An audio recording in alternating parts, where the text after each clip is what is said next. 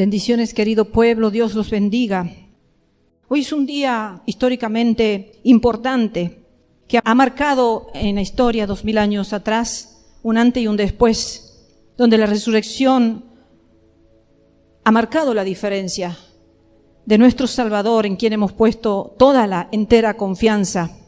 Y qué mejor que recordarlo a nuestro Salvador victorioso, triunfante de la muerte, que ha resucitado y que hoy vive por los siglos de los siglos y que está preparando y trabajando por nuestras vidas en la eternidad. Qué mejor que focalizar nuestra pensada en el autor y consumador de la fe, en aquel que descendió dejando toda la gloria de los cielos a la tierra, por amor de nosotros.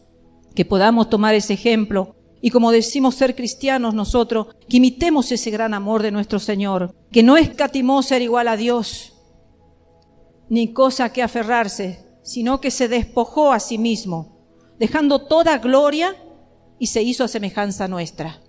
Qué hermoso es nuestro Dios, nuestro Salvador, para aquellos que hoy lo recuerdan solamente como un hombre nada más, igual que nosotros, que puedan en este día saber que Él fue el primogénito, el primero, las primicias de los que resucitaron. No hay nadie que haya podido hacer lo que nuestro Salvador hizo. Así que qué hermoso es hoy no estar pensando en vacaciones, no estar pensando en disfrutes, en deleites de la carne, porque en realidad nuestro Señor Jesucristo sacrificó su carne en estos días. Y si alguno piensa que una celebración es disfrutar la carne, le puedo decir, hermano, que fue todo lo contrario. Nuestro Señor Jesucristo crucificó totalmente su carne, totalmente, y murió por nosotros para darnos vida eterna. Entonces, hoy nos hemos reunido como iglesias, en todo el mundo se estarán reuniendo como iglesia, algunos lo harán en sus casas como familia o en lo particular, en lo personal, otros conectados a través de internet, pero de cualquier forma lo importante es estar recordando al que es digno, como hemos cantado. Santo es el que vive, el que reina, santo en las alturas, santo aquí en la tierra, santo en el pesebre, santo en el sepulcro, santa es su sangre derramada en la cruz. Santo, santo, totalmente santo. Y seguir su ejemplo es buscar la santidad, hermanos. En este día no es buscar los deleites, los goces, el disfrute, todo aquello que nos haga poner contentos en la carne, sino ponernos contentos en el espíritu, prepararnos para partir, prepararnos para irnos de esta tierra. Entonces hoy vamos a continuar con la carta que estamos estudiando, una maravillosa carta de un discípulo al cual podemos llegar a decir que fue uno de los discípulos más amados por el apóstol Pablo, por su compromiso, por la característica que este discípulo tenía. Ustedes fíjense en que Jesucristo también tuvo sus discípulos y no todos fueron igual. Había uno que se acostaba cerca del corazón del Señor Jesús. Es como que Juan necesitaba estar pegado a Jesús. Juan necesitaba esa cercanía de corazón a corazón, ese contacto físico con el Maestro. Entonces, tenemos un Judas Iscariote que también en ese tiempo andaba con Jesús y estaba y compartía y tenía todos sus momentos, pero su mente fue direccionada al amor al dinero, más que a su Maestro. Cuando el Señor decía que teníamos que despojarnos de todo y que íbamos a tener más cosas acá en la tierra y en el cielo la vida eterna. Entonces, hermanos, hay discípulos y discípulos.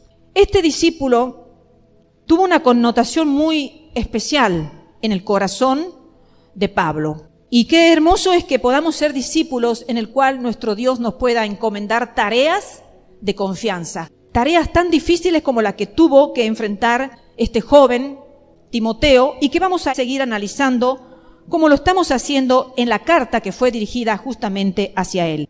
Sigamos con el versículo 18 a continuación porque hemos finalizado en el 17 en las prédicas anteriores y dice: este mandamiento, hijo Timoteo, te encargo, para que conforme a las profecías que se hicieron antes, en cuanto a ti, milites por ellas la buena milicia.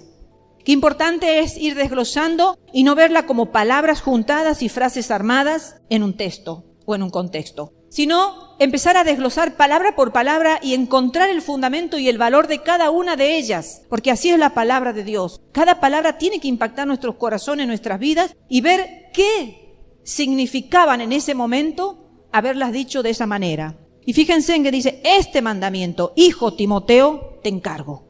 Ese es el mandato o instrucción dado a Timoteo de quedarse en Éfeso a fin de que él pudiera enseñar a ciertas personas a no hacer el mal uso de la ley, sino a usarla legítimamente. Porque a veces, hermanos, podemos tener buenas herramientas en nuestras manos y no saberlas usar para el bien. ¿Y de qué nos vale tener en nuestras manos buenas herramientas si no le sabemos dar la correcta y útil y necesaria utilización, podríamos decir? Entonces, aquí el apóstol Pablo está pensando lo difícil que va a ser para Timoteo enfrentar a ese grupo de personas que tenía la ley en sus manos. En su mente tenía el conocimiento, las conocía, pero la estaban usando ilegítimamente, la estaban usando mal. No la estaban usando para la conversión a Cristo, el Salvador de los pecadores, o sea, usar la ley como el ayo, como el maestro, como el que guía para que reconozcan su pecado y se arrepientan ante Cristo el Salvador, que vino a morir por sus pecados. Porque realmente, como este grupo de personas estaba usando la ley, era justamente para volverlo a someter al pueblo a esa esclavitud de la cual habían salido. Entonces, anoche estaba meditando en estos pensamientos y cómo a veces podemos usar mal la palabra de Dios y cómo podemos hacer daño a las personas cuando estamos manejando de una manera necia lo que el Señor ha dejado para que la usemos con discernimiento a la palabra de Dios. Aún con la palabra de Dios podemos hacer errar a muchos, como en el tiempo presente usan la palabra de Dios para tergiversar los caminos del Señor, para tergiversar la doctrina establecida por los apóstoles y engañar a muchas almas. Entonces el Señor anoche me llevaba a leer Gálatas. Estaba pidiéndole al Señor que me diera algo. No estaba en realidad pensando y focalizándome en toda la prédica, sino en este versículo, en este grupo de personas. El Señor me llevó a Gálatas capítulo 3, versículo 23 al 26. Puedes leerlo a todo el capítulo, maravilloso, pero nos focalicemos en estos versículos. Dice el apóstol: pero antes que viniese la fe, estábamos confinados bajo la ley, encerrados para aquella fe que iba a ser revelada. De manera que la ley ha sido nuestro ayo para llevarnos a Cristo, a fin de que fuésemos justificados por la fe. Pero venida la fe, ya no estamos bajo ayo, pues sois hijos de Dios por la fe en Cristo Jesús. Entonces, recordemos que todo este grupo de personas, de judíos, muchos de ellos, otros paganos convertidos, pero el grupo peligroso al cual, digamos, tenía que enfrentarse el apóstol Pablo y al cual se debería enfrentar también Timoteo, era un grupo de gente que conocía la ley. Pero si nosotros estamos leyendo aquí, la ley es buena, la ley es un ayo, es un maestro, es un guía que conduce a las personas a lo verdadero. Entonces, si nosotros no usamos bien esa ley, podemos conducir a la gente contrariamente o volverla hacia atrás, que tampoco es bueno. Nunca es bueno volver atrás en lo que hemos alcanzado. Entonces, si ya hemos alcanzado el camino de la fe a través de la fe en Jesucristo, no es bueno volver hacia atrás a lo que nos llevó hacia la fe. Entonces, queridos hermanos, reflexionaba mucho y estos textos son muy esclarecedores para pensar en lo importante que es la venida de la fe a las personas, la fe en Cristo Jesús. Entonces, este mandamiento que se le estaba dando a Timoteo no era nuevo, no era arbitrario ni injusto, sino el apóstol le estaba dando realmente una orden, un mandato, una instrucción, un mandamiento. Tampoco era arbitrario ni injusto, sino era conforme con las profecías que se hicieron antes sobre ti. Volvamos a Timoteo. El versículo 18 dice: este mandamiento, hijo Timoteo, te encargo, para que conforme a las profecías que se hicieron antes en cuanto a ti, milites por ellas la buena milicia. O sea, ¿qué está queriendo decir el apóstol con estas palabras? Veamos que la palabra griega para mandamiento, parangelia, es la misma utilizada en 1 Timoteo 1:3, cuando dice: como te rogué que te quedases en Éfeso cuando fui a Macedonia para que mandases algunos que no enseñen diferente doctrina. O sea, es la misma palabra usada en esa oportunidad cuando Pablo también le estaba diciendo que se quede en Éfeso, o que lo mandaba allí cuando fui a Macedonia, dice: y te rogué que te quedases en Éfeso. Te rogué, en ese tiempo que ya lo hemos hablado en la prédica anterior. Es la misma palabra que se usa y es un término militar. El mandé, te mandé. Es un término militar que se refiere a la orden de un oficial. O sea, no una orden que la da cualquiera, sino la está dando una persona de un alto rango. Entonces Pablo está realmente siendo severo con Timoteo porque está usando una palabra fuerte, con una connotación fuerte. Un mandato en un tono militar no es un mandato cualquiera, pues yo puedo decir a cualquiera: ve a comprarme determinada cosa en un negocio, pero yo puedo estar dándola con un mandato militar y le digo: ve y compra esto. Si eso no da oportunidad a hacer ningún tipo de interrogante, de pregunta, de cuestionamiento, ni nada, porque es una orden con una connotación militar en este caso. Estaba siendo severo realmente, pero con amor, porque allí le está diciendo este mandamiento: hijo Timoteo. Y eso es lo maravilloso de este apóstol, que a veces nosotros nos focalizamos en el apóstol Pablo como una persona ruda, como una persona de un temperamento fuerte, y realmente lo tenía, porque la encomienda que Pablo tenía era una encomienda difícil, dura, podríamos decir no para cualquier persona, porque predicar el evangelio se puede predicar, pero toparse con el tipo de gente que tuvo que enfrentar Pablo y que tuvo que preparar también para que tuvieran la misma postura que él. Pablo no lo podía hacer, pero alguien tenía que ir a hacerlo en ese momento y tenía que tener la madurez y el carácter como para poder frenar ese tipo de enseñanza que se estaba dando y corregir a esa gente y a las que habían recibido esa enseñanza. Entonces, la severidad sin amor realmente destruye. ¿Cuántas veces se es severo con las personas y se las destruye? Porque no se las hace con amor. Pero se puede ser severo y con amor y ahí cambia todo. Porque uno está dando un mandato con amor, que es muy diferente. Una exhortación con amor y que es muy diferente. Y eso es lo que Pablo estaba haciendo con Timoteo. Estaba hablando cariñosamente como realmente un padre puede hacerlo a su hijo. Hijo Timoteo. Timoteo es visto también ya como un oficial de alto rango, que ha recibido ya órdenes y que está peleando su batalla.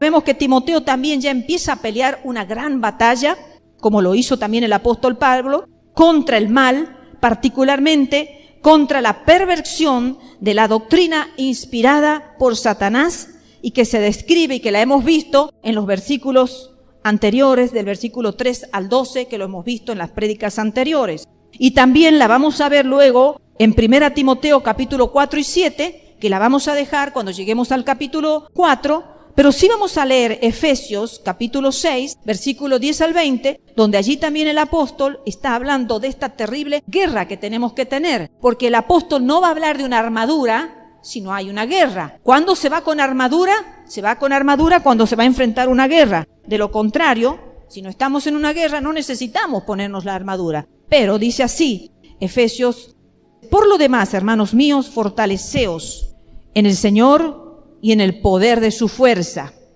Vestíos de toda la armadura de Dios para que podáis estar firmes contra las acechanzas del diablo. Porque no tenemos lucha contra carne y sangre, sino contra principados, contra potestades, contra los gobernadores de las tinieblas de este siglo, contra huestes espirituales de maldad en las regiones celestes. Por tanto, tomad toda la armadura de Dios para que podáis resistir en el día malo y habiendo acabado todo, estar firmes. Estad pues firmes, ceñidos vuestros lomos con la verdad y vestidos con la coraza de justicia y calzados los pies con el apresto del evangelio de la paz. Sobre todo tomad el escudo de la fe, con que podáis apagar todos los dardos de fuego de ¿quién? Del maligno.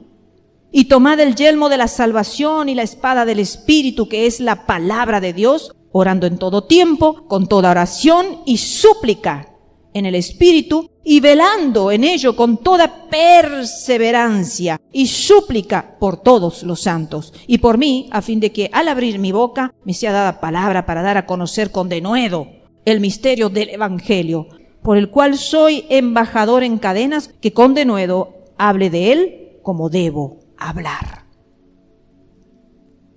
Sí, porque a veces podemos hablar como queremos de nuestro Salvador, de nuestro Dios y del Evangelio, ¿verdad? Pero Pablo no quería hablar de esa manera así, liviana. Pablo quería hablar con denuedo del Evangelio de Jesucristo, con poder, con autoridad. Entonces, aquí estamos viendo cómo esa doctrina que vimos acá contra las acechanzas del diablo, contra los dardos de fuego del maligno, todo lo que esta gente perversa y maligna estaba haciendo era tergiversar la doctrina, y lo hacían inspirados por Satanás. Y es una guerra que se debe enfrentar para que eso se termine, para que eso se erradique, para que eso no prolifere, se extiendan, porque es una cosa, hermanos, que lo del reino de Satanás se extiende como agua. Es increíble, hermanos, podemos predicar el Evangelio, pero cuando vienen tergiversador y traen otra doctrina, arrasan con multitudes.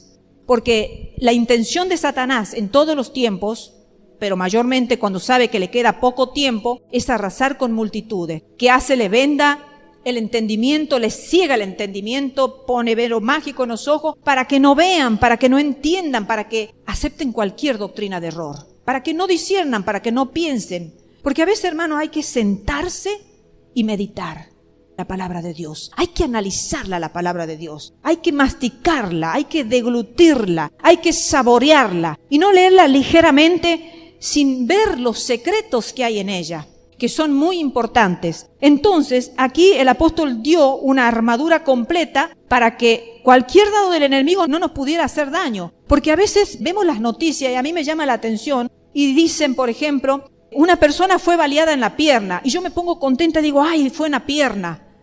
Pero después leemos, al día siguiente dice, la persona que fue baleada en la pierna falleció. Y uno decía, pero en la pierna no le dio en el corazón, no le dio en la cabeza. Pero es que en la pierna también hay venas importantes del cuerpo. Venas que quizás si la bala ha llegado, la persona puede morir en minutos desangrada. Entonces, tenemos que estar atentos y ponernos toda la armadura para esta batalla que vamos a enfrentar. Y ya Timoteo tenía que estar peleando esa batalla, bien instruido, bien preparado, bien fortalecido, porque era una guerra tremenda. Y lo que Pablo le estaba diciendo, recuerda, Timoteo, que ya por profecía a ti se te ha dicho, dice, para que conforme a las profecías que se hicieron antes en cuanto a ti. Entonces ya no eran palabras sueltas, un sentimiento del corazón quizás, un pensamiento, o porque lo veía eficaz, porque lo veía realmente con un perfil de un discípulo comprometido, sino porque ya se le habían dado palabras.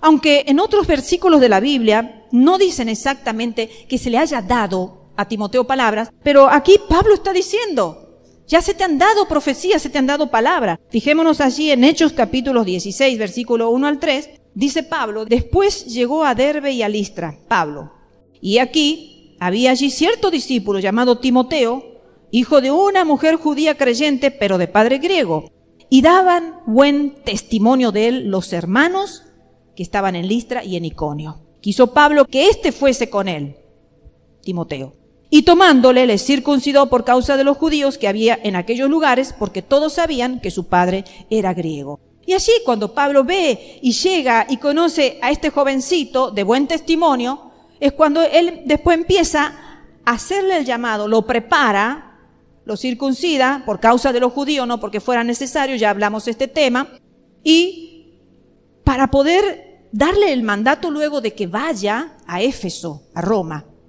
Y entonces vemos que él estaba congregando allí entre los hermanos en Listra y en Iconio. Por lo tanto, se cree que las palabras proféticas se las dieron allí, entre esos hermanos que él estaba congregando. Entonces lo importante es cuando se envía a personas a determinados lugares y lugares peligrosos, no podemos mandar a la ligera a cualquier persona. No podemos decir, a ver, yo tengo, digamos, un buen referéndum tuyo, yo te observo y yo te veo, sino hay que ver qué dice el Señor con respecto a esa persona. Porque nuestro corazón, la Biblia dice que es engañoso y hasta en eso nos podemos engañar, hasta en los sentimientos. Podemos poner nuestras decisiones conforme a nuestros sentimientos y nos podemos equivocar. Pero Pablo estaba viendo el perfil, estaba viendo el testimonio y aún había palabras proféticas sobre la vida de Timoteo. Entonces es importante cuando se va a encomendar a una persona alguna tarea, saber qué dice Dios, saber cuáles son las palabras que vienen de arriba y no de nuestro solamente corazón. Entonces, allí Timoteo había nacido en Listra, en Turquía. Ese era su lugar natal, pero fue sacado de allí y llevado a Éfeso. Entonces esto, hermano, nos hace recordar que nada ocurre que sea contrario al decreto de Dios. Y que uno está comprometido ya en una batalla que no es de uno mismo, sino del Señor. Y que el valor y que la fidelidad van a ser recompensados. Seguramente Timoteo fue recompensado. Él fue fiel en esa iglesia en Listra y en Iconio y él fue recompensado. No ahí mismo en esa iglesia, el Señor lo llevó y lo trasladó a otro lugar. Así estaban en los decretos y en los diseños de Dios. Ser trasladado a otra tierra, a otro lugar para ser útil allí y trabajar como lo hizo este poderoso discípulo Timoteo. Y la vida de él seguramente fue recompensado porque Dios es fiel. Y Dios es fiel con el que es fiel, Dios es misericordioso con el que es misericordioso. Y Dios sabe recompensar a los que son fiel, a los que se guardan para Él y a los que tienen valor. Porque para pelear la buena batalla, hermanos, tenemos que tener valor. No cualquiera puede enfrentar determinadas batallas. Hay batallas diarias que la tenemos de todos los días. Y quizás nos levantamos y ya la gracia de Dios nos acompaña y nos ayuda a salir en victoria. Pero hay batallas que si no nos ponemos en oración o algunas veces hasta necesitamos entrar en ayuno, hermanos, no las podremos vencer. Y estas eran batallas poderosas donde el mismo infierno se levantaba contra el evangelio de Jesucristo. Porque aunque vemos que los discípulos y los apóstoles todos murieron por la causa de Cristo, porque cuenta la historia que Timoteo murió apedreado por un grupo que estaban haciendo una procesión a la diosa Diana.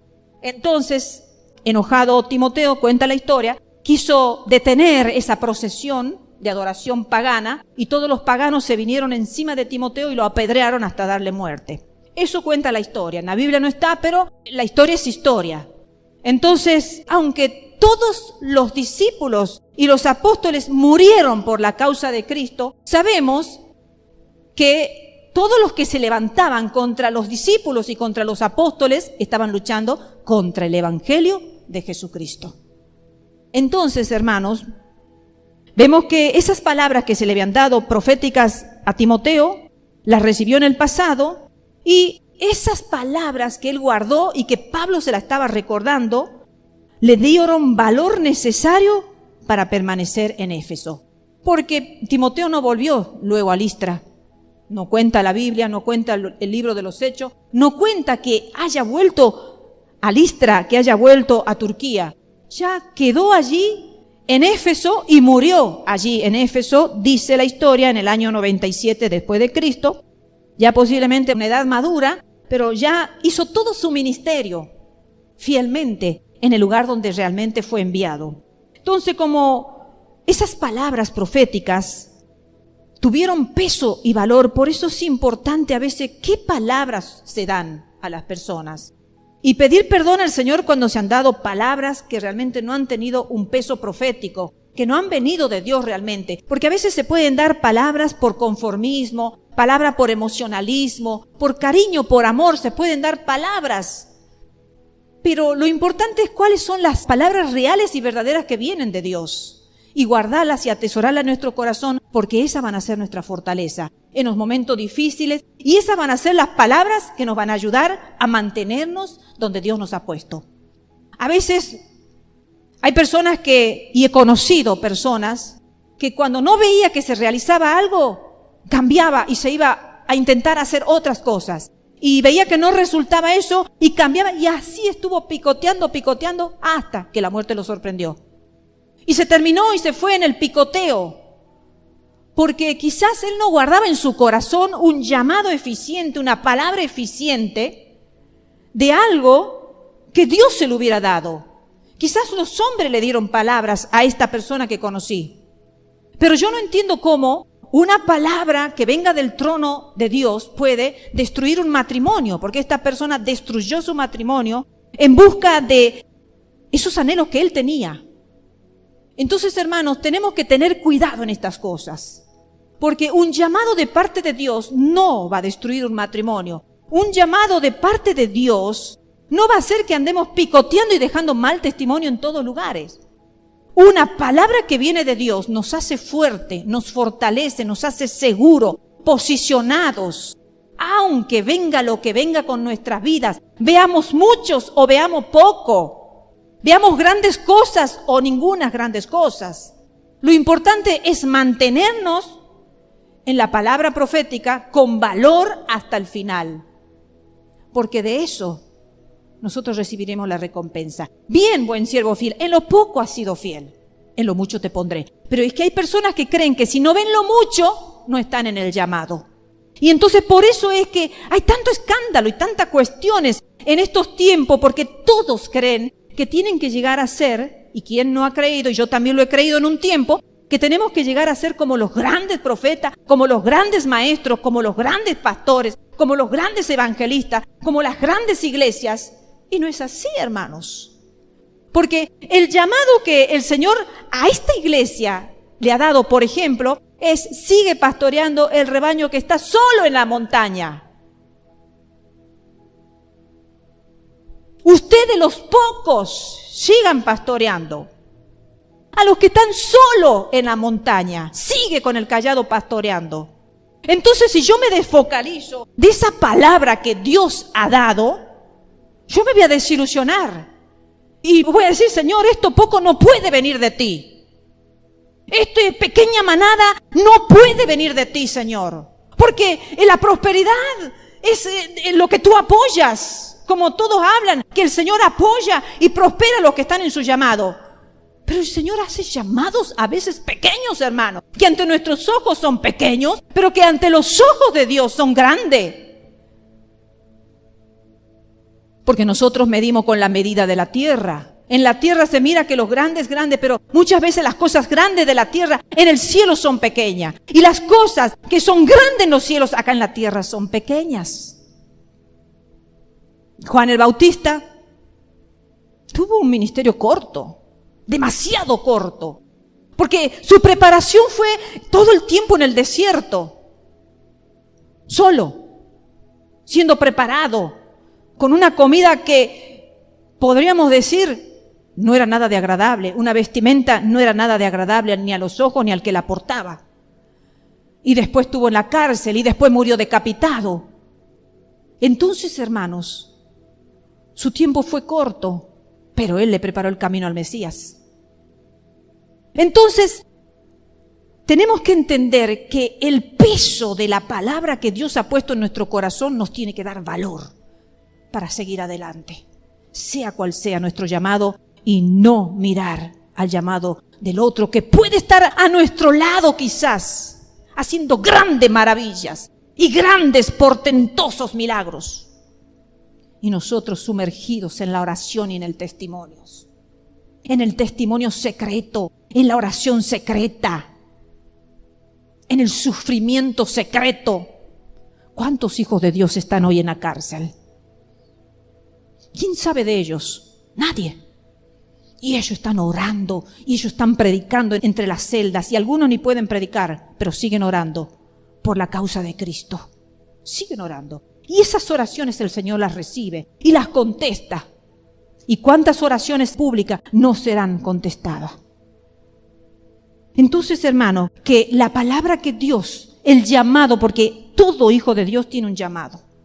No podemos decir nosotros: no, yo no pertenezco a ningún ministerio, no tengo ningún llamado, yo soy cristiano y punto. Todo cristiano tiene un llamado, todo cristiano tiene un llamado. Entonces, ese llamado a vivir la santidad, quizás tú has sido llamado para ser un pacificador, para que en medio de la guerra tú pongas paz, tú promuevas la paz.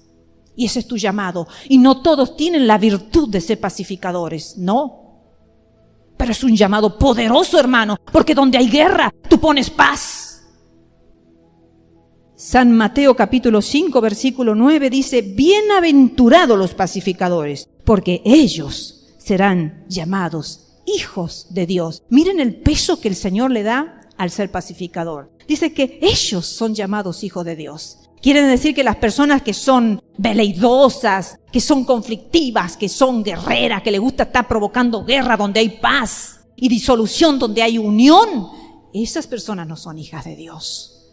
Entonces, si somos pacificadores, somos bienaventurados y somos hijos de Dios. Entonces, hermanos, que ese llamado nos dé valor, que era lo que realmente a Timoteo le iba a dar valor. Y el que profetiza habla a los hombres para edificación, para exhortación y para consolación, como dice 1 Corintios, capítulo 14, versículo 3, dice, pero el que profetiza habla a los hombres para edificación, exhortación y consolación. Seguramente las palabras que se le dieron a Timoteo lo habían exhortado. Seguramente las palabras que le dieron a Timoteo lo edificaron, no lo dejaron ahí en la posición primaria de recién convertido y me quedo y punto, aquí estoy conforme y cómodo, sino lo edificaron. Yo tengo este llamado, esta palabra se me ha sido dada, yo voy a ser enviado a otras tierras, entonces yo me tengo que edificar, tengo que recibir las palabras que se me dan de parte de mis hermanos, de mis maestros. Y consolación. Porque la palabra profética nos tiene que consolar, que estamos en lo correcto, que estamos haciendo la obra de Dios. Cuando estamos nosotros en lo correcto, en el llamado, somos consolados a la vez. Somos consolados directamente de parte del Padre. Quizás los hombres no nos consuelan, pero qué hermoso es cuando nos sentimos entristecidos porque nuestros ojos carnales y humanos ven cosas que no nos gustarían ver y nos entristecemos porque a veces quisiéramos alcanzar mayores cosas y avanzar un poquito más rápido y no podemos, pero vamos a la Biblia y el Señor nos consuela. Esfuérzate y sé valiente. Yo estoy contigo, no te dejaré nunca. Donde quiera que tú vayas, yo iré contigo. Hasta el fin de los días, yo estaré contigo. Y recibimos la fortaleza del Señor y somos consolados. Gracias, Señor. Ningún hombre se ha acercado a mi vida a consolarme, pero tú lo has hecho. Y no hay mejor consuelo que el que viene del trono de Dios mismo, hermanos queridos. Entonces, luego dice el versículo 19, manteniendo la fe y buena conciencia, desechando la cual naufragaron en cuanto a la fe algunos. Entonces ahora vemos cómo se establece el modo en que debe establecerse esta batalla a la que tenía que enfrentar Timoteo, aferrándote, manteniéndote a la fe y a una buena conciencia. A veces no le tomamos importancia ni valor a la conciencia. Pero sin embargo, acá el apóstol le está diciendo, manteniendo la fe y la buena conciencia. Se exhorta a Timoteo a mantenerse en la fe y a asirse, a agarrarse, a tomarse de ella. No a vivir diciendo así como que, no, sí, yo soy salvo por fe. Pero en los momentos difíciles, ahí es cuando realmente vamos a ver si nos hemos agarrado, nos hemos tomado de esa fe en la cual hemos creído, fe que es la verdad en el Señor Jesucristo, porque se está exhortando a Timoteo a mantenerse, a no salirse, como muchos se salen de la fe. En estos tiempos se está viendo mucho cómo se salen de la fe en la cual han creído, en la verdad que han creído y en la buena conciencia, a pelear la batalla contra los errores y los seguidores del error. Debe mantenerse en la verdad del Evangelio. Qué importante, hermanos, en estos tiempos finales mantenernos en la verdad del Evangelio. Por ahí yo que he podido vivir ya casi pisando unos 60 años en la tierra, todavía no, pero en este año los cumpliré. He podido comprobar las dos etapas, los dos tiempos, en donde realmente era fácil mantenerse en el Evangelio. Y en esta última etapa de mi vida estoy viendo que no es fácil mantenerse en el Evangelio. Y a veces como estos tergiversantes de las doctrinas y de la ley, muchos entran en estado de confusión y dejan el Evangelio para volverse al ayo. Entonces, hermanos, que el Señor nos ayude, como el apóstol estaba diciéndole a Timoteo, que lo estaba exhortando a que se mantenga en la fe y en la buena conciencia de la verdad, de lo que había creído. Porque al vivir conforme con esta verdad, con esta fe, en medio de toda oposición, Timoteo entonces estaría obedeciendo la voz de la conciencia y de una fe sin hipocresía. Queridos hermanos, que el Señor nos ayude a escuchar la voz de nuestra conciencia. A veces no la queremos escuchar. La buena conciencia, porque hay malas conciencias, pero en este caso, hermanos, que sepamos escuchar la voz de la conciencia y de la fe. Y ya finalizamos con el versículo 20, donde dice, leamos y recordemos un poquito lo anterior, manteniendo la fe y buena conciencia, desechando la cual naufragaron. En cuanto a la fe, algunos naufragaron, de los cuales son Himeneo y Alejandro, a quienes entregué a Satanás para que aprendan a no blasfemar. Y es un versículo que la verdad, si no se lo entiende, es mejor no predicarlo, ni tomarlo como para poder ejecutar esto en una iglesia. Yo realmente me puse a estudiarlo, porque me interesaba mucho saber este versículo realmente, qué significa. Vemos que este pasaje concluye o cierra con una seria reprensión a dos miembros de la iglesia. A dos miembros de la iglesia. También habían entristecido a Pablo y habían arruinado sus propias vidas. Porque todos los que naufragan, hermanos, en la fe, entristecen a los siervos de las iglesias, como en el caso habían entristecido a Pablo, y también arruinan sus propias vidas. Himeneo se menciona otra vez en 2 Timoteo 2:17, que no lo vamos a leer, lo vamos a volver a leer cuando lleguemos al capítulo 2. Y Alejandro, quizás sea el que se menciona en 2 Timoteo 4:4, pero algunos teólogos dicen que no es el mismo Alejandro. De cualquier forma, sea este Alejandro o sea el del capítulo 4, son dos personas que realmente han naufragado en la fe. Ambos, sean el mismo, sean distintos, han naufragado en la fe. Tanto Alejandro como Himeneo. Entonces Pablo tiene 3 quejas contra ellos. Se habían apartado de la dirección de la conciencia, que es la que le estaba hablando cuando dice, manteniendo la fe y buena conciencia, desechando la cual naufragaron en cuanto a la fe algunos. Entonces, se habían apartado de la dirección de la conciencia, habían dejado que sus propios deseos hablaran con voz más persuasiva que la voz de Dios. ¿Cuántas veces, hermanos, nosotros seguimos nuestros propios consejos dejando de lado la voz de Dios? Y aún sabiendo lo que Dios piensa de ciertas situaciones, de ciertas acciones y conductas, escuchamos lo que a nosotros, nuestra conciencia, nos conviene escuchar nuestra propia voz, dejando de lado la voz de Dios. Y esto es lo que habían hecho estos dos hombres, miembros de la iglesia. En segundo lugar, se habían vuelto atrás a prácticas malvadas, que en su antigua manera de vivir la habían practicado, la habían dejado, habían conocido el verdadero evangelio, pero volvieron atrás. ¿Cuántos están volviendo atrás? Abandonaron a Dios.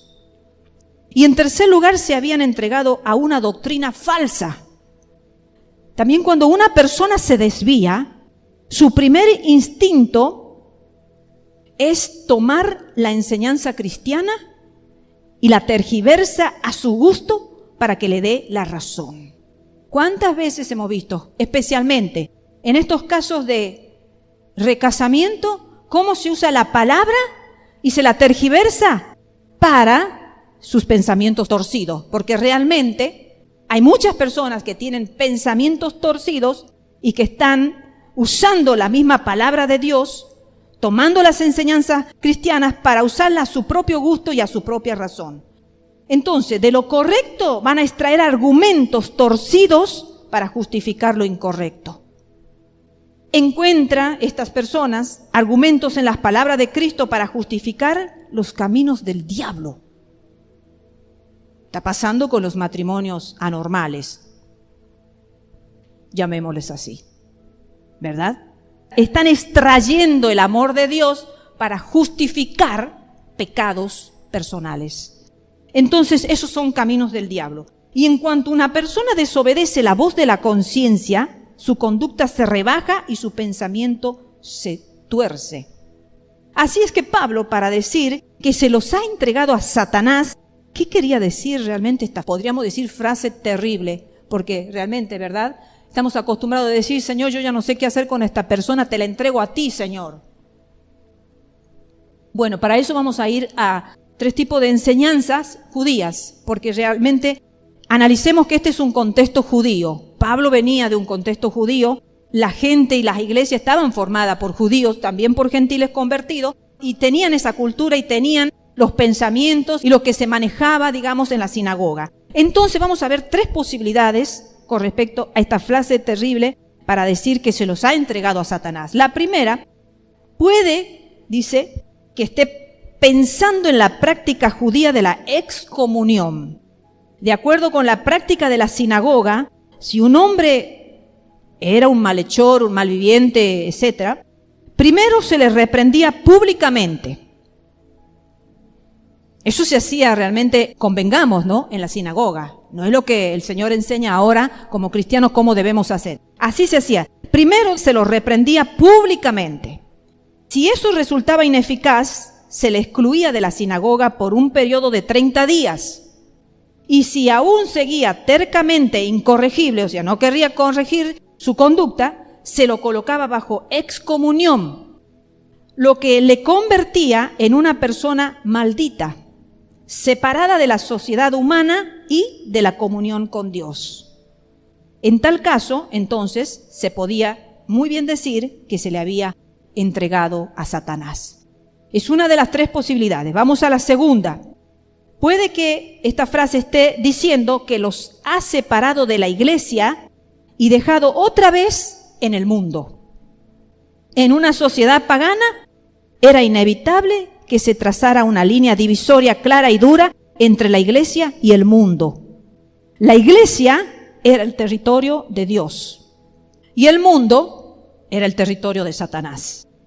Entonces, el ser excluido de la iglesia, o sea, del territorio de Dios, era quedar en el territorio que estaba bajo el gobierno de Satanás.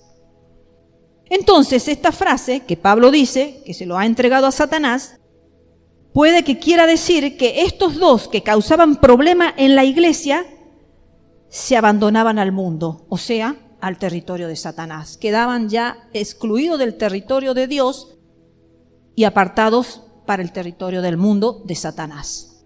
Y la tercera posibilidad o explicación, que pudiera ser la más probable según algunos pensadores, es que se considera a Satanás responsable del sufrimiento y del dolor humano. Por ejemplo, un hombre de la iglesia de Corintio había sido culpable del terrible pecado de incesto. Entonces el consejo de Pablo fue que debía ser entregado a Satanás, como dice 1 Corintios 5:5, para la destrucción de la carne, para que el espíritu pueda ser salvo en el día del Señor Jesús. O sea, se lo entregaba a Satanás para que Satanás hiciera lo que quisiera en la carne, cualquier enfermedad, hasta mortal, pero que por lo menos el alma se salvara. Entonces, la idea es que la iglesia, según esta posibilidad y este pensamiento, que debe pedir a Dios que le recaiga a esa persona algún castigo físico, alguna enfermedad o dolor en su cuerpo que le haga volver en sí. Por ejemplo, en el caso de Job, fue Satanás el que le trajo sufrimiento físico. En Job 2:6, allí tenemos. Luego también en el Nuevo Testamento tenemos la terrible consecuencia que sufrieron Ananías y Zafira. Lo puedes leer en Hechos capítulo 5, versículos 5 al 10. También está relatada toda la historia por haber mentido al Espíritu Santo y quedarse con una parte de la venta de unos terrenos, una parte del dinero. Entonces mueren irremisiblemente los 2, tanto Ananías como Zafira. Y luego la ceguera que le sobrevino a Elimas por oponerse al Evangelio, eso está relatado en Hechos capítulo 3, desde el versículo 7 al 11 lo puedes leer. Allí mismo el apóstol Pablo, cuando le dice, quedes ciego, Elimas, y caigan escamas en tus ojos, por supuesto hasta que te arrepientas. Entonces bien puede ser que Pablo pidiera a Dios que esos 2 hombres, Himeneo y Alejandro, pudieran experimentar alguna dolorosa visitación que fuera para ellos tanto un castigo como una advertencia. Esas son las tres posibilidades de interpretación de este versículo, que realmente a veces, si lo entendemos a la ligera, podemos hacer cualquier cosa, pero podemos ir analizando estas tres posibilidades y quedarnos con la última, creería yo, ¿no es cierto? Que a veces cuando no es en todos los casos, ya creo yo que este caso de estos dos hermanos deben haber sido extremos y de reincidencia, al punto tal de que el apóstol, guiado por el Espíritu de Dios, usó esa frase de decir: han desechado la fe y la buena conciencia, naufragaron en cuanto a la fe, son Himeneo y Alejandro, a quienes entregué a Satanás.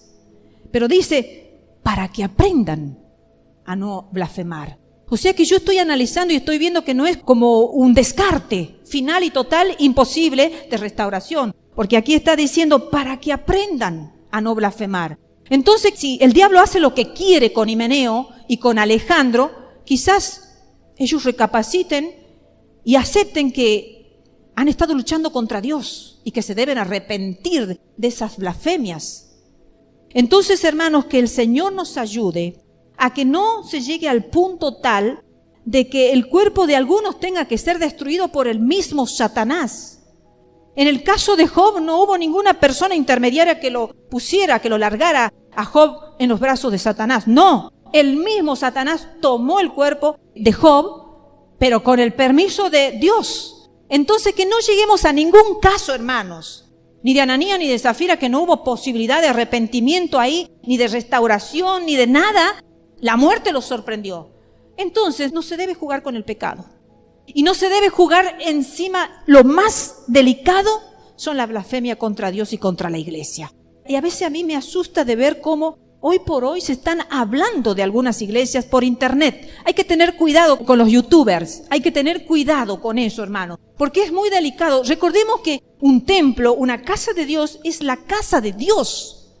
Está la presencia del Espíritu Santo. Y aunque hubieran cosas que no van conforme a los principios divinos, hay que tener cuidado de lo que se habla y cómo se habla y de quién se habla.